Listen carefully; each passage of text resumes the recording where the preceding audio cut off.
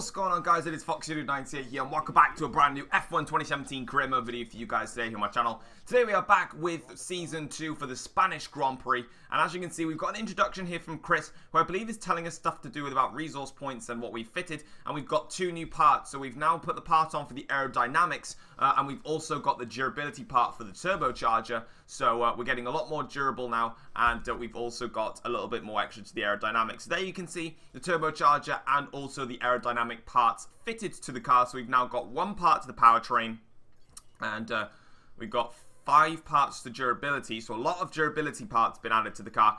3 parts to the chassis, and then 4 for the aero. So we're doing a lot of work on the car, and I expect to be saving up my resource points now, probably for a massive upgrade for the Belgian Grand Prix. That's kind of my plan. Yeah, we'll all have to get ready for that. But if you guys do enjoy today's video, don't forget to drop a like. That'd be absolutely awesome. And subscribe if you've not yet subscribed to the channel already. The support has been absolutely phenomenal as per usual. And yeah, you guys still loving these career mode videos as well as the challenge ones. And yeah, we'll be having a little bit of a break as well from career mode. I needed to say that. Basically, I'm going away this weekend, so you'll be seeing this video on Friday, and then you'll be seeing 2 challenge videos, Saturday and Sunday, and then career mode will be back on Monday, because it's how I need to sort out things. Because career mode takes a long time to make, and with me going away this weekend, don't really have time to make it, so I would rather just put out the challenge videos that I've already recorded, and then I'll be back with career mode then on Monday. So that might be the plan, is to potentially do career mode and challenges in the weekday, and then just challenges on a weekend, maybe. I don't know if you guys would prefer that. A lot of people really like challenge videos, so I might have to sort out that. But anyway, into the practice programs then. So we didn't really do that well, if I'm honest. We got purple on the track climatization. We also got purple on the tyre wear, only green on the fuel saving, and then we failed qualifying and also the race simulations. So not a very good session at all, but Spain is my weakest circuit, probably. I absolutely hate driving this track. I've got no problems with it in real life. I mean, a lot of the times it can be a very boring circuit, but I honestly just don't like the track in general. It's not a nice track. And obviously with soft, medium, hard tyres, it's even worse. But into Q1, we're 1.2 seconds off the pace. Again, though, not concerned about that. All I've got to do is get through Q1 and Q2, because Q3 is all that matters for me. If we don't get into Q3, then that's a bit awkward. But yeah, Q3 is the only thing that matters to me now. It's Q2 then. Kevin Magnussen fastest with a 120.9, which we're going to go instead of 119.2 to beat that and eclipse that more like. But as you can see then, into Q2, 7 tenths off the pace. But yet again, it's only Q2. We managed to make it, and yeah, that is good for us. And as you can see then, we are now coming towards Q3 now on our last lap here and across the line, and it looks pretty decent, that lap, and it was P3, and that was literally everything I could have got out of that car. I gave it everything on that lap, and I was 2 tenths off of Sebastian Vettel's pace. Sebastian Vettel, though, does take pole position. Lewis Hamilton on the front row of the grid, only 1/1000th of a second off of pole. That is extremely close between the two drivers there, and it can't get any closer than just 1/1000th of a second there between Hamilton and Vettel, and then unfortunately I'm 2 tenths back, but that's not to worry. But as you can see then, losing a little bit in the team approval, but I was honestly happy with the qualifying. And in the session goals, we're going to be told that we need to finish in the top 2 and beat Lewis Hamilton as per usual. Let's get into the race. Almost ready to go then, and this is what the starting grid looks like for today's race. Sebastian Vettel has a clear track ahead of him today. He starts in pole position, and it's Lewis Hamilton alongside. Looking down the rest of the grid, we have a Mercedes, Raikkonen, Daniel Ricciardo, and Verstappen. Stroll, Massa, Perez, and Jolyon Palmer, Grosjean, Hülkenberg, Kevin Magnussen, and Sainz, Alonso, Ocon, Daniel Kvyat, and Stoffel van Dorn. Ericsson and Pascal Wehrlein completes the grid. And with lights out just moments away, it's time to go down to the track. Alright then, guys, as you can see, we're on the grid here for the start of the Spanish Grand Prix, and it's going to be a 2-stop strategy, going from a set of softs to a set of mediums to a set of hards. So we're going to be using all 3 different dry tyre compounds. And as you can see, we're very ready to get going here, as even though I'm starting in P3, I don't have the pace around here. But if I can get into the lead, then you know what can happen. But anyway, we're onto the grid now here, and we've got 4, 5 red lights here, and it is now ready to get going here. And it's lights out. There we go here for the start of the Spanish Grand Prix. A very long light sequence there. But we've got a good start, actually. And we've got an amazing run on Sebastian Vettel. We're going to go to the inside on Sebastian Vettel. It's going to be 3 wide in towards turn. We're going to brake very late. Going to shove Vettel wide a little bit and give myself the room and up into the lead of the Spanish Grand Prix. And that's the perfect start for us in this race as Hamilton and Vettel go side by side now. Vettel just about stays in front of Lewis Hamilton, but that's exactly what we wanted. And we are now up into the lead, and we can now fully control this race as the virtual safety car is deployed almost straight away here for an incident on the track. And I'm going to go and have a look and find out what it was. But let's have a look at the start first of all here. So you can see it's a very, very long light sequence, but eventually we got an okay-ish start, but the secondary phase of the start really worked in my favour. Tucking into the slipstream in Sebastian Vettel, I moved to the middle of the circuit here. Now it's a very difficult scenario for me, but I brake nice and late, and I give Vettel a nice squeeze there, and allow Hamilton to have as much room on the inside as possible in order to avoid contact and stop us from all trying to turn into the one apex. But it was actually Romain Grosjean that caused the virtual safety car to come out. So in towards turn 1, he's 3 wide at the moment. It is Grosjean, Hulkenberg and Palmer. They're still 3 wide, and it's just a tiny little tap, and it just sends him into the wall, and unfortunately that is his race over and done with. But the virtual safety car does eventually pull him, and we can return to racing speed and get back on with it here as Vettel now is still behind us. And on to lap 7 of the Grand Prix, surprisingly enough, the pace wasn't that bad. Me and Vettel were pulling away from Lewis Hamilton. Of course, Hamilton has started this race on medium tyres, but both me and Vettel coming in at the same time then to switch to a set of mediums. But Vettel wasn't really that challenging, to be honest. I mean, I was quicker in the final sector. Vettel was faster in the first 2 sectors, but again, my final sector was so fast that I was able to stay that much further in front than Sebastian, and it meant that his attack with DRS, even though he was in DRS for the whole 7 laps, I'm not really sure. He wasn't really that close, yeah. I'm not 100% sure on that, but we come out now of the pits and we have got a lot of traffic here now, and we've got Palmer and that's Hulkenberg, and we're just going to come out in this small little gap here, so that is massive. So Vettel is stuck behind a Haas, a Force India and a Toro Rosso, whereas I've got 2 Renaults to pass. So yeah, Vettel's lost out horribly in the pit stop sequence as we come now towards turn 4 here, down the inside on Nico Hulkenberg. We're going to make that move stick, and we're going to get on with this traffic as quick as we can, build that gap to Vettel because he has stopped for a set of soft tyres crucially.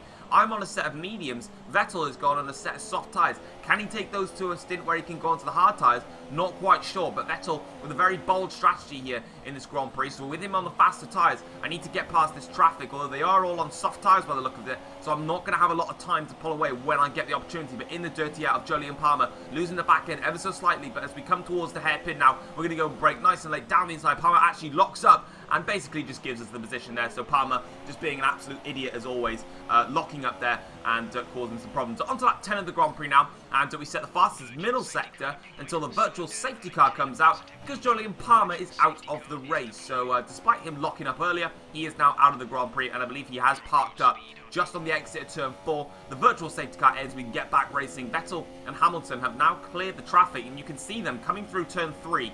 Vettel, Hamilton, and I think it's Kimi Raikkonen very close together. And on to lap 15 of the Grand Prix now. It didn't take Vettel that long to catch me. On set soft tyres, he was absolutely flying, and now he really wants to get this position from me, and I'm not surprised, to be honest, as we come round the final corner here, up into rich mixture. Sebastian Vettel opens up the DRS now, and as you can see, there's me, Vettel, Hamilton and Raikkonen as Vettel now moves to the inside line, and to give him that squeeze as we always do. Little bit of contact there between me and Vettel, but in towards turn 1.